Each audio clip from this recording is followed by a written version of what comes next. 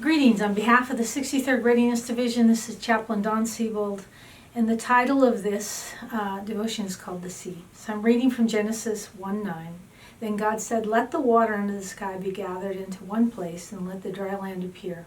And it was so. And God called the dry land earth, and the gathering of the water he called seas, and God saw that it was good.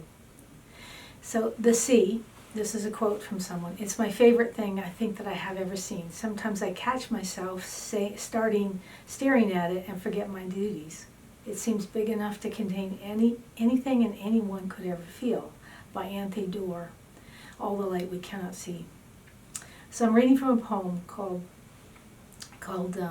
The Sea by John Mansfield. It's called Sea Fever. It goes, "I must go down to the seas again, to the lonely sea and sky, and all I ask is a tall ship and a star to steer her by, and the wheels kick and the wind's song and the white sails shaking, and a gray mist on the sea's face and a gray dawn breaking. I must down to the seas again for the call of the running tide. It is a wild call and a clear call that may not be denied.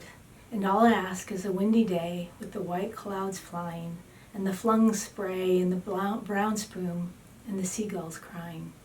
I must down to the seas again, to the vagrant gypsy life, to the gull's way and the whale's way, where the wind's like a whetted knife. And all I ask is a merry yarn from a laughing fellow rover, and quiet sleep and a sweet dream when the long trek's over. Whenever I go to the sea to listen to the waves, I watch the dolphins play, and to listen to the seagulls, I'm reminded of this poem.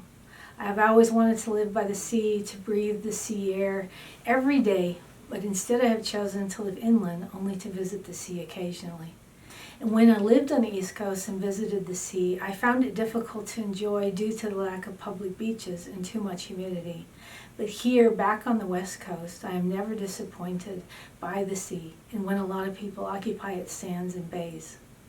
In 2010, I visited my brother in Alaska, and he took me out onto the inner waterways fishing.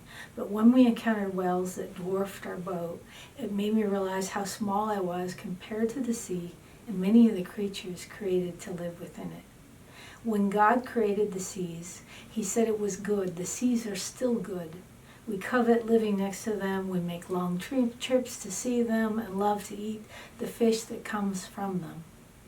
Why? Because water seems to calm our inner being and reminds us of how small we are within a vast world of wonder that God created for our dwelling. Today, listen to the sea with me and hear how it calls to your hearts to sit and rest a bit, and remember how long ago, yet still is, a place of goodness for our souls. So my prayer today is this: God, grant us the vision to see the seas as you created them to be good for us. Help us to sit still today, reset our hearts and minds, and if possible, visit the sea and all that it has for us outwardly and inwardly. Amen.